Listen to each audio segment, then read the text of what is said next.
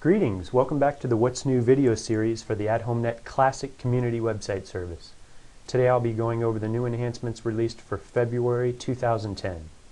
So last month we announced that we're moving ahead with what we call AtHomeNet Everywhere, which is a broad-based initiative to provide a number of web-based services to the community association industry across a range of both traditional and mobile platforms. And this month, we're very excited to announce the first new service in AtHomeNet Everywhere, which is the mobile web version of AtHomeNet Classic. There's several features in this initial release of mobile web, and over the coming months we'll be adding more and more based upon feedback from our clients. I also wanted you to know that we're proud to offer this new service to all AtHomeNet and TOPS website customers at no additional charge. So let's take a look at this new service. First, to be able to show this to you more easily on video, I'm using a regular browser that I'll reduce down in size to simulate a mobile browser. We've tested this new service on a variety of mobile devices including iPhones, Blackberries, and others, and it scales well to fit the size of the device. But if you have problems on a particular device, we certainly want to hear about that so we can get them corrected. To get to the mobile version of your community or management company website can vary depending upon what plan you signed up for.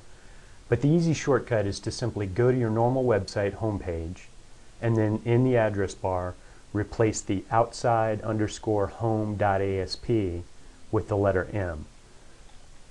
So I'm going to go to my standard demo site here, which is a standard plan hosted under AtHomeNet.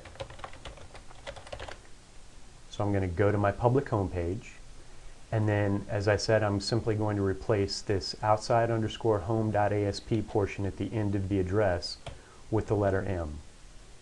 When I do that, you'll notice I'm redirected to the mobile site. Now, as I said, I'm going to shrink this page down to more accurately represent visually a mobile browser. So what I'd recommend is when you get to the home page of your mobile site for the first time, you go ahead and book that on your mobile device so that you can get back there easier in the future.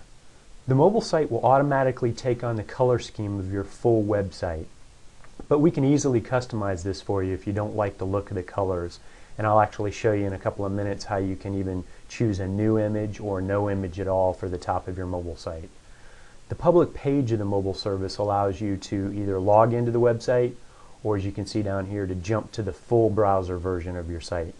I'm going to go ahead and log in, and you'll notice that I can actually remember my login if I want to so that I don't have to thumb type that login and password again every time I come back to the site.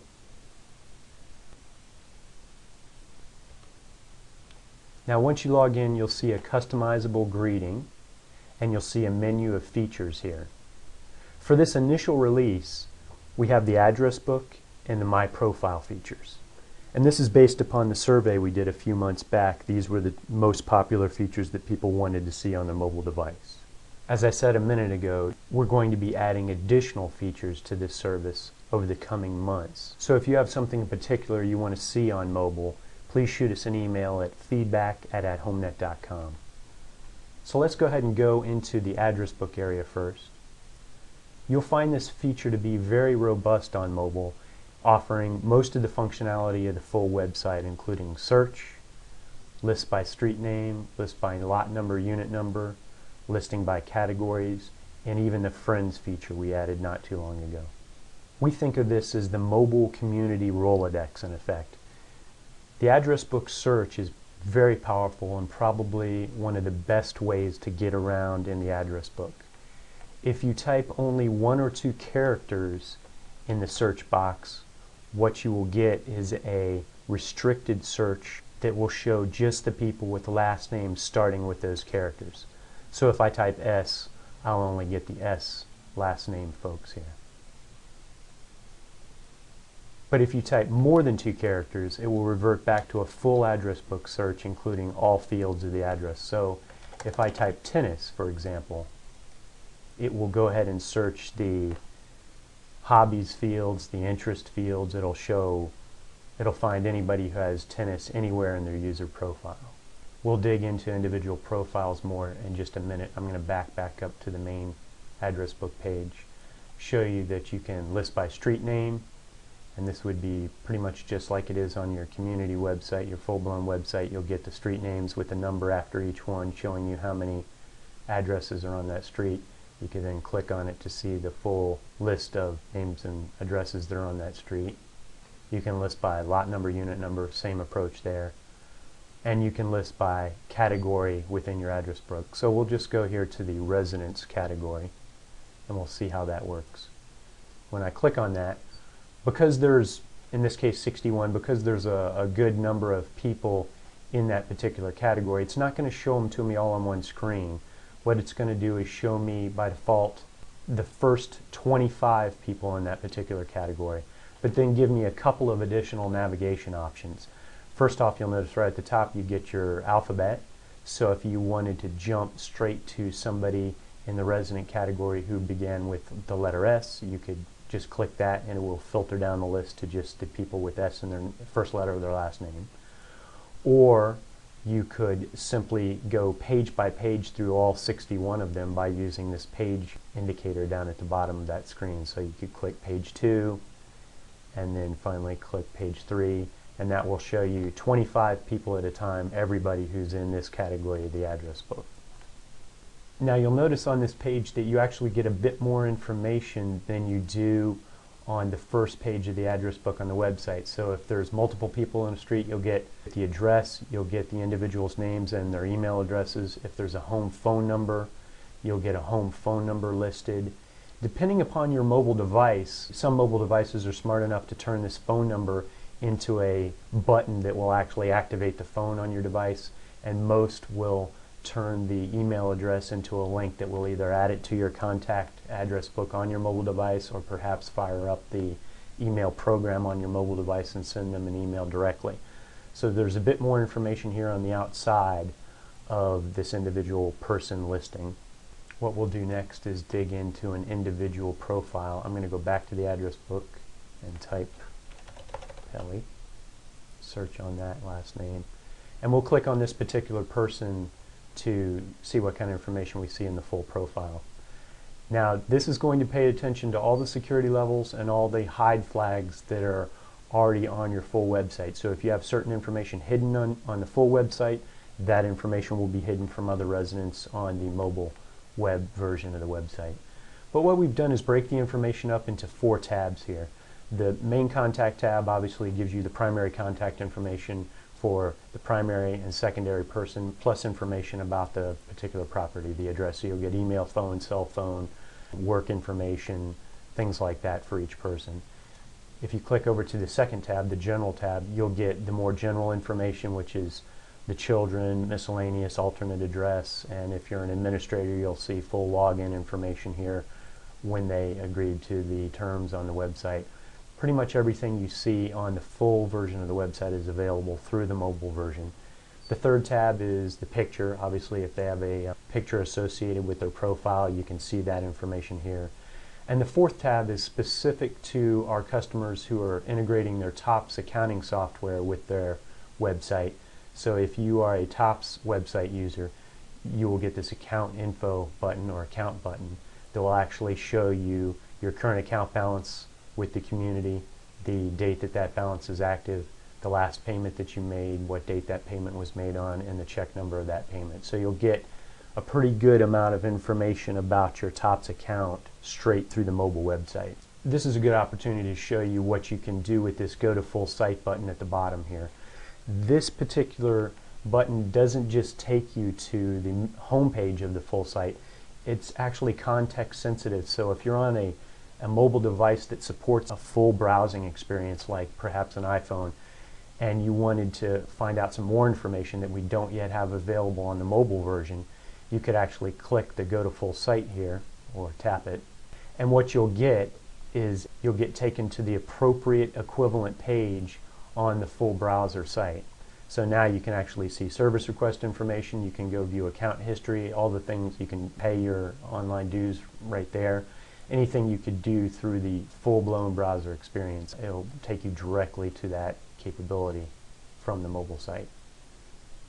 That is available through most of the pages on the mobile site. If you go to the bottom of the screen, you'll see a Go to Full Site. In most cases, at the bottom of the screen right above the Go to Full Site will be a back to the previous feature that you were on, or the home page of the feature that you're currently on. In this case, we'll go back to the address book, and then if we scroll down here, we can actually go back to the home page of the site, and I'll show you the other feature that we currently have available, which is the My Profile. In this case, I'm logged in as Scott Pelley, so if I click on this, I'll just see my profile page. Now this is a read-only view of the profile, so if you wanted to edit your profile as a resident or administrator, you would click the Go to Full Site, and that would take you to a version of the site that you could actually edit. But through here you can get to see the information that's currently in your profile. So that's an overview of what's available in this first version of mobile web. We're going to talk about in a couple more minutes here some of the things you can do to modify that through the full-blown version of the website.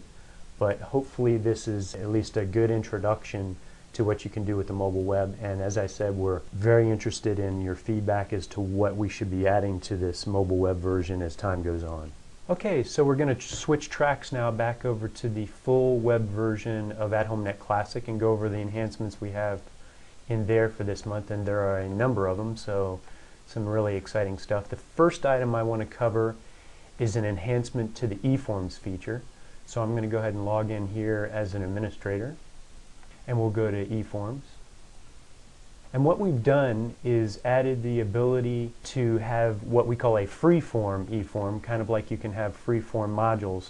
And what that does is remove the boxed look of the current eForms, and it makes eForms more flexible so that it can be placed inside other pages, and in coming months we'll be adding additional styling options to eForms that are made possible by this freeform enhancement. So let's go look at a community survey that I created, and this is a fairly typical eForm the way it looks now. We're asking for the person's name, giving them a couple check boxes and a drop-down list choice box here. But let's go ahead and go in and edit this eForm, and I'll show you the new capability. It's simply this new checkbox down at the bottom, towards the bottom of the screen, that says Make eForm Freeform, No Box Container. If I check that and save, and then we'll go back to the eForm and view it. So you'll notice that now the look is a little cleaner, doesn't have the box around it, and what it really does is open up some options for us going forward as far as look and placement of the eForm. In recent months, we've enhanced the private homepage pop-up feature. So now what I want to do here is I want to leverage that and have my little survey that I've created here be displayed to all our residents when they log in to see if I can get a better response rate on my survey, instead of having to have the residents find the survey where it exists under the current menu structure. At that same time, I'm going to show off the next new enhancement. So let's go ahead and go to the home page, and we're going to add a private homepage pop-up. So you would do this as we covered last month in the new private homepage pop-up. You would just click the Add a Private Homepage pop-up button here. And what you're going to notice is a new element here on this screen, which is the Select Template option. In the past, we've offered templates on the email bulletin feature, and in fact we have well over 100 templates available in email bulletins, and we've even added another 10 or so this month. But now we're offering templates in a few new areas of the site to make it easier for you to add nice looking content to your site in just a couple of minutes without doing a lot of work on your part. So we're starting off this month with 6 templates available for feature description pages, which includes the private home pop-up page. And we're also adding the ability for there to be 3 templates available in our modules feature, which I'm going to show you more about in just a couple of minutes. But if we drop this box down, you'll see the 6 newly available templates. I'm going to just click through them real quick so that you can kind of see what they look like. There's the paperclip, photos. As I said, what these are is just standard content templates, but they have kind of a nice look, typically graphics on them that get you headed off in the right direction when you're creating a new pop-up or feature description page. We have a taped announcement. We have a couple of HOA announcements. These are more generic. They don't have graphics to them per se. Okay, so what I'm going to do in this case for my survey that I want to add to my private home pop-up, I'm going to use the announcements tape one just because I like the way that particular template looks. So I'm going to modify the boilerplate text here in it. I'm just going to highlight that, and I'm going to try to encourage my residents to come back and take part in the survey, so it doesn't really matter what I say there. I'm just going to type in some text, and then at this point I'm going to show you the next new capability that we've added this month, which is the ability to embed an eForm into a feature description, pop-up, or module page. So first I'm going to put my cursor where I want this eForm to show up, which would be right down here, and then I'm going to drop down the Code Snippet drop down in the AtHomeNet editor. And you've probably used this other places, particularly in the email bulletins. You may know that there's a number of dynamic pieces of information that you can inject into your page, all the way from your name. If you're using the TOPS integration, you can have your account balance, balance date, community name, current date, time, all that. But what we've added new this month is the ability to actually add your eForms to a page. So down here at the bottom of this list you'll see an eForms section, and then under it you'll actually see all the eForms that you have currently available on your site. What we're going to do is pick that community survey eForm we just looked at a minute ago, and when I click that, you're going to see that it just added a little code to the page here to indicate where that eForm should show up. You shouldn't change that code, although you can move it around if you want to modify where it's going to show. You can left or right or center justify it. But we're just going to leave it right there in the middle of that page, and we're going to click Save Changes. It's as simple as that. And now when I go back to the private home page, I should get my pop-up, and there it is. You'll notice I have a nice looking pop-up with community announcement, the text I typed, and there's my cool little survey eForm that I created in a couple of minutes, and it's right here in a pop-up for the residents to see as soon as they log into the site. I'm going to go ahead and fill out this survey. I do use the pool and the tennis courts, and I'll say I do think that we should improve the entrance sign, and now I'm going to submit that. And you'll notice what it does was shut down the pop-up, and it's going to go ahead and take us to the standard, thank you for filling out this survey response page. So in all respects this acts just like a normal eForm, but the advantage is that your residents will have it presented to them as soon as they log into the website.